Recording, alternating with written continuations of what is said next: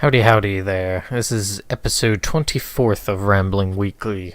What are we going over? Well, got a few things to cover. It's been a while.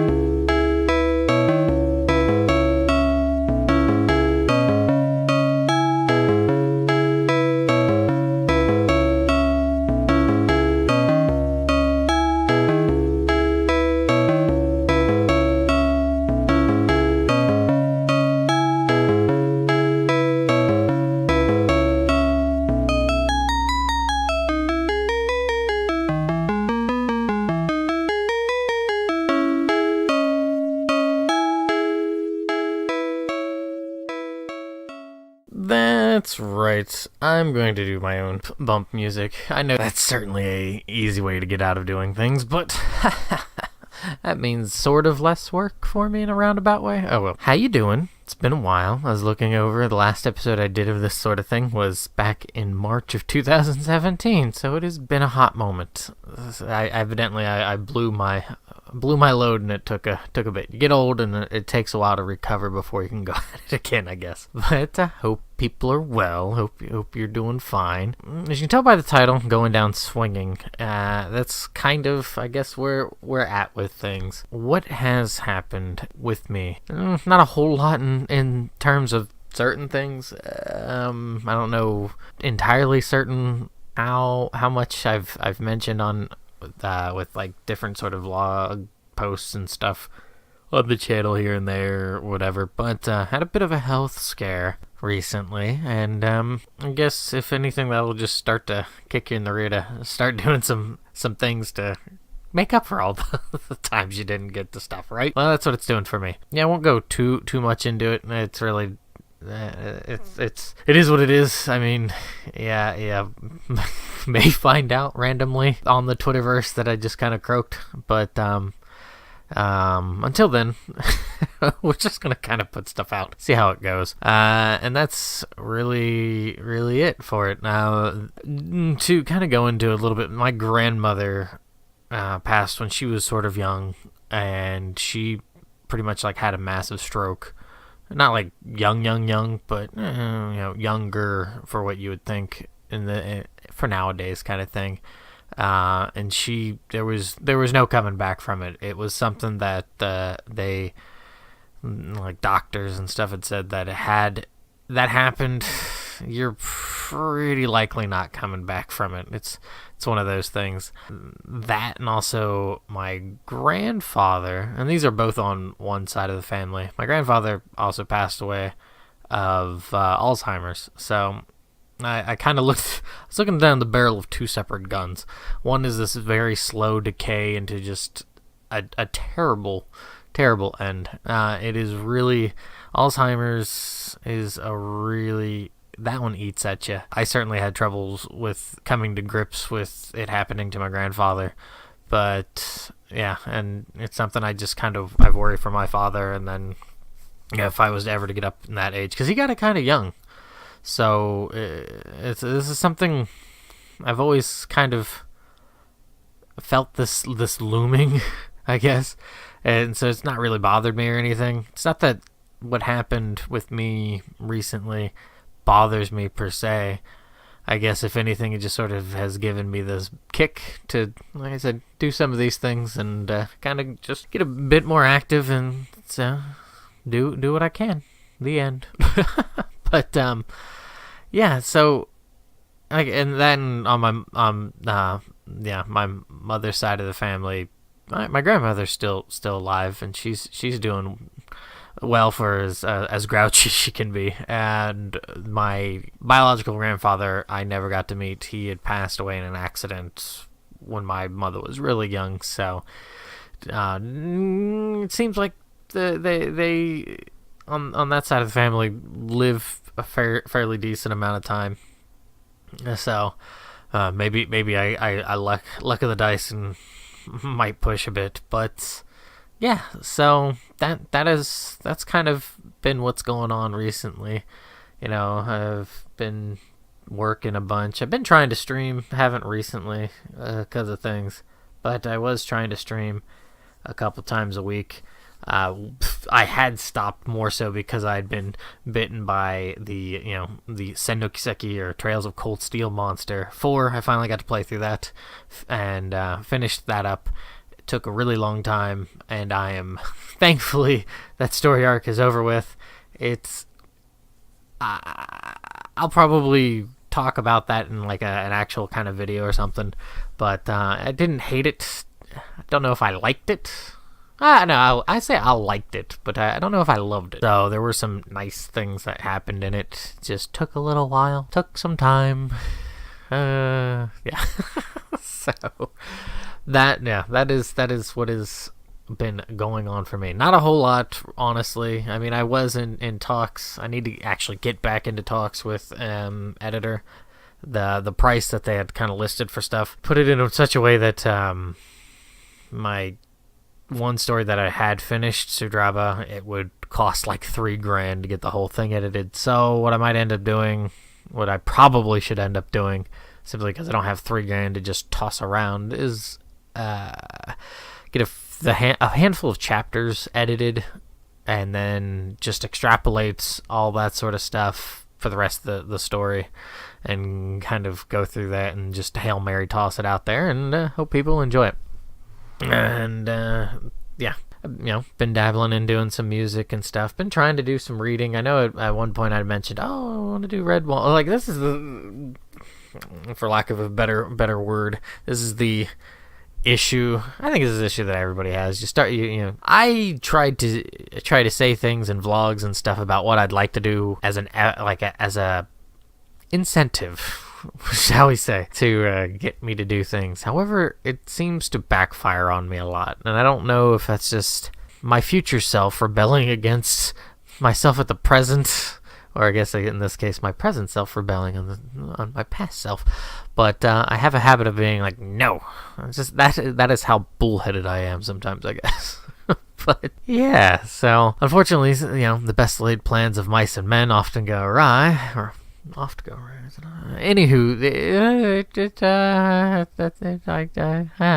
or is it, as was wonderfully put in by Al Swearingen in Deadwood, is that how does that go? Telling your plans to God is a good way of making them laugh. Paraphrasing that, but the sentiments are properly expressed. At least I hope so. I hope people are well there, and I apologize for the random noises. I'm kind of moving around, so I'm kind of kicking things here and there. So apologies. So I guess this is sort of my way of saying, hey, I believe it was Kid Koala, and if it's not, and somebody else is listening and they're like, hey, I was the one that said it, apologize, but I think it was Kid Koala most recently, we'll say, who was like, hey, why don't you do more of these rambling weeklies? I need podcasts to listen to. Get on it, slacker. Maybe not in those words, but I could feel it. I could feel the energy in the words that he did use to be like, hey, why don't you make more of those things? I guess we're going to make some more of these things. I guess beyond expressing my, recent issues of things there, this episode of things is probably just going to be covering really my feelings on this whole recent, I guess it's not so recent depending on how you view time, especially with the internet, and that is the whole Fallout fiasco. And I know people have already talked that whole subject thing to death and whatnot, but I know before in some of the other rambling episodes, I think it was the episode 22nd, who's at fault there. The company's at fault on this one. It befuddles me how flippant a company can be. Mind you, yeah, they're certainly making an effort, the consumer is, to be like, hey, what? No, this is not okay. And that is what needs to be done. You need to do more of that. I know it doesn't help when you have things pulling in different directions, particularly with how Blizzard did their whole BlizzCon thing and it made that announcement about that mobile Diablo game. That really upset some people.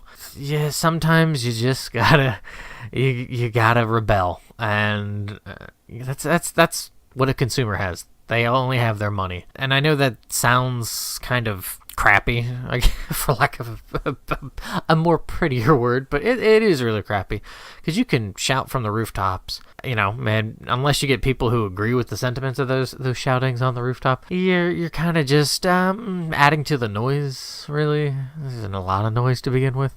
Best way is to be like, hey, no, I don't agree with this, so not getting my precious monies. I mean, you see it with that Blizzard announcement for the mobile game, is you had people kind of like, yeah, is this a joke? Is this just like a belated April Fool's joke? I mean, maybe not the funniest comedic line, but they're not there to be comedic. They're there to be like, are you serious? For people to have those feelings, and this is kind of where I feel like with the Who's at Fault. I did it in the previous episode from a year and a half ago, if not longer there, actually, yeah. A little bit longer, but, about kind of going after each other sort of things. It's like, oh, company makes remark, and then fans rebel against that remark, but then you have other people looking, and it's like, why are you acting like kids about this? And I really am concerned about things. Not obviously not about my health if I'm, sitting where I am now, but there's not much you can do about it. We'll just say, you can do what you can. But anywho, to be so unable to have a discourse in any sort of way without being like vindictive or putting slights on people, it boggles my mind. I really can't understand it. I don't like it. I get, taking the piss out of one another and just kind of poking each other, particularly if you're friends or something. I can understand that. You just kind of ribbing each other, whatever. Not rimming each other. That's a little, unless you're into that. But to be so angry with your words, and I don't know if it's an outlet issue, like people don't have a way to physically exert their frustrations or what, and so they just it comes out verbally, it just comes out in just these barbs that constantly get tossed out. I'm not too certain, but I really don't like it. I know that's just me wagging my finger at the charging bull there. It's just, to me, it feels like there's really no way to step back from it. It feels like it's on the runaway train, and that there is no getting off of it, and it has to go until it goes off the rails. I cannot see how a culture of people, or people within a culture, where the culture tries so desperately hard to de-stress people that they find new and exciting ways to stress themselves out. I don't understand how you can back away from that. It's simply going to keep on ratcheting itself up. I could kind of joke that you just legalize pot. Everybody will get a little bit. I don't think that I don't think it'll save the day. But and that's, I guess, where I'm at with sort of things, is that we're going to be going down swinging, and I don't know how to feel about that. And it's not I really don't see how you can rise above that when you have different cultures that are not really, they're more segmented than they feel interconnected, just because of the decentralization of everything through the internet. And you kind of see this with the proliferation of the internet since the, for me, it was the late 90s, early 2000s before I really got the internet and everything. After that, kind of that first hop and a skip away from early internet times, those long since forgotten times, after the advent of YouTube, you're kind of pushing, a couple years after that, it seems like people sort of really splintered off into, oh, well, I want to do this. And I mean, it's not to say that they didn't do that before. It just feels like because of the internet's reach, it sort of exasperates and it yanks those directions further out than what they would probably be able to do, without those sorts of communications. I mean, I'm probably going like way off into. It makes sense to me. This is why it's Rambling Weekly, because I'm just rambling. But it makes sense in my kooky, brain logic to kind of think that. That's kind of the sound my brain makes half the time. Only half the time. But yeah, I really, there's.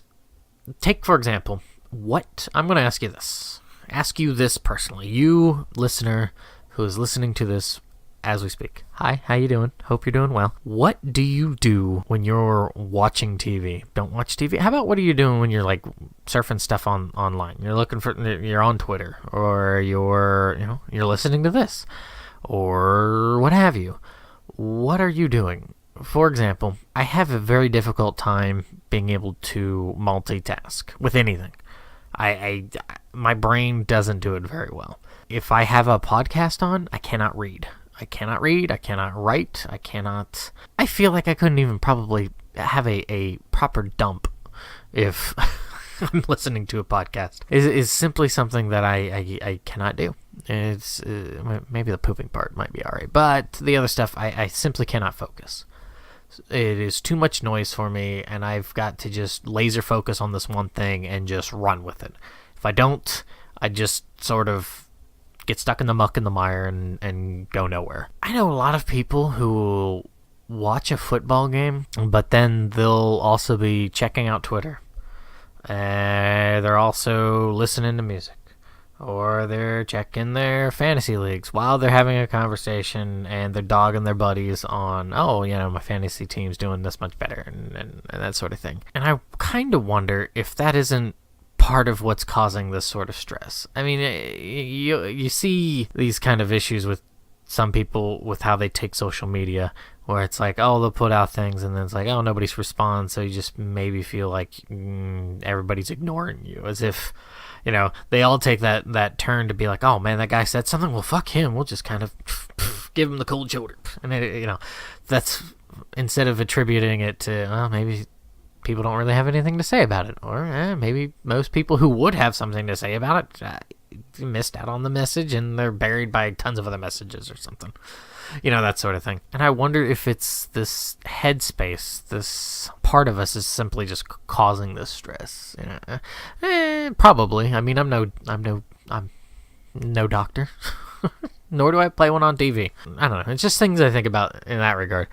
Is that you're trying to entertain yourself. You're trying to de-stress. You're trying to kind of, take it easy. And here you are, you're compounding these random things together, and it is causing you stress through unintended consequences. I mean, it's the same thing with like gambling. The one thing I've never understood is gambling. And that's probably because I'm just not lucky. Like, I guess I can't be like, for example, going to use a card game as an example. A card game's called euchre, and if you don't know what euchre is, usually you're playing it in pairs, so teams of two, so two teams of two are playing against each other. You use the 9, 10, jack, queen, ace, and king, and the dealer deals out the cards, and you get 5 cards. Once the dealer's done, there's 4 cards left over. You flip one over, and that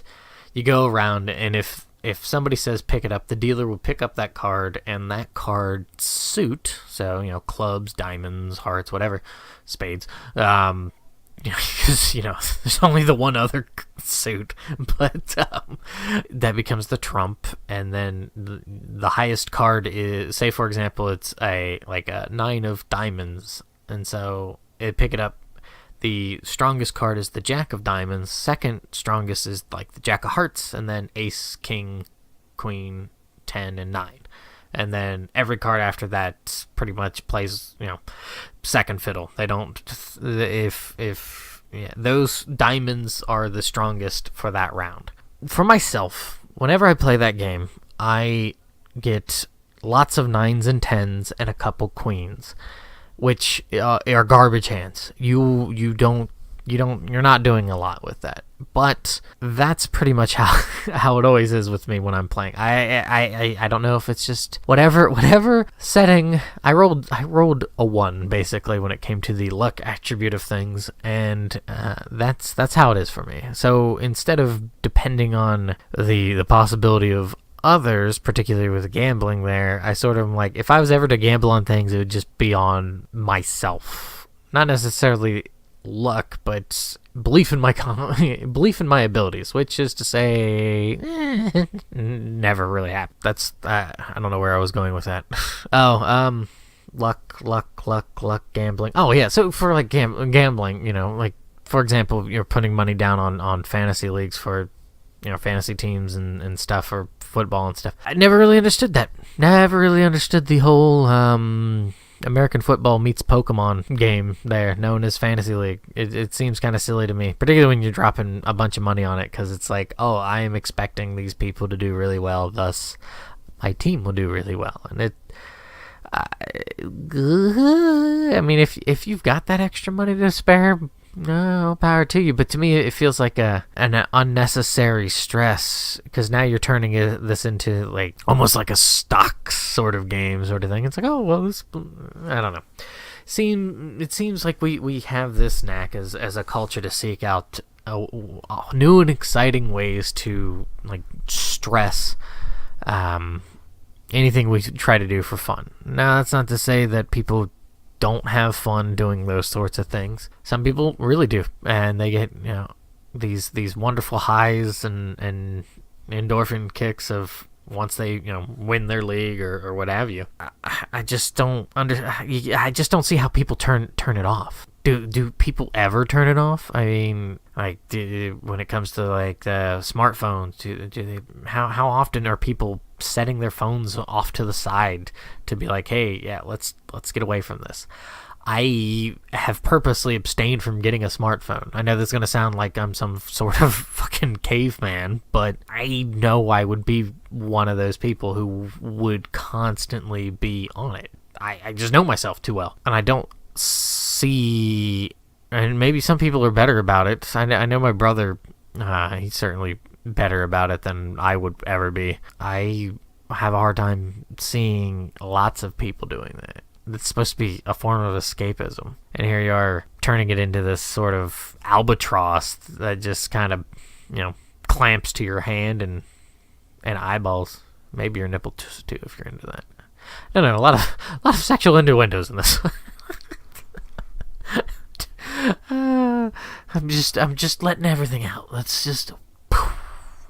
But I guess I gotta wonder, what do people do to legit de-stress from things? And I'm not, and maybe it is through podcasts. Probably some people, I'd imagine, do it through like working out. I don't know how many people do that, but I could see that. Like myself growing up, and this is probably going to add to the caveman sentiments that some people may have about me, is that I chopped wood as a chore when I was a kid back in the 1800s. And now I chopped wood for a chore, and to me that always kind of felt really just sort of not necessarily freeing, but it was something that you did.